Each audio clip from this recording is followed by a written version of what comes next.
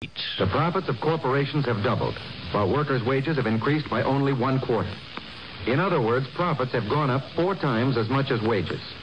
And the small increase workers did receive was more than eaten up by rising prices, which have also bored into their savings.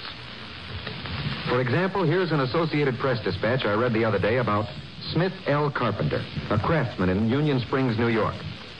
Seems that Mr. Carpenter retired some years ago thinking he had enough money saved up so that he could live out his last years without having to worry.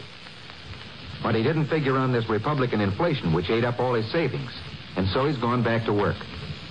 The reason this is news is Mr. Carpenter is 91 years old. Now, take as a contrast the Standard Oil Company of New Jersey, which reported a net profit of $210 million after taxes for the first half of 1948, an increase of 70% in 1 year.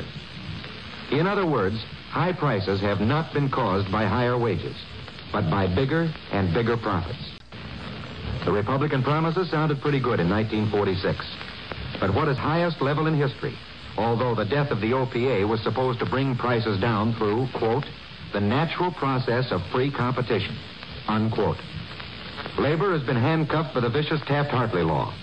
Social Security benefits have been snatched away from almost 1 million workers by the Gerhardt Bill. Fair employment practices, which had worked so well during wartime, have been abandoned. Veterans' pleas for low-cost homes have been ignored, and many people are still living in made-over chicken coops and garages.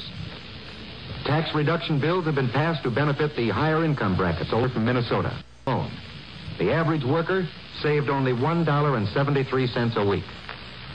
In the false name of economy, millions of children have been deprived of milk once provided through the federal school lunch program. This was the payoff of the Republicans' promises. And this is why we must have new faces in the Congress of the United States, Democratic faces. This is why we must elect not only President Truman, but also men like Mayor Hubert Humphrey of Minneapolis, the Democratic candidate for Senator.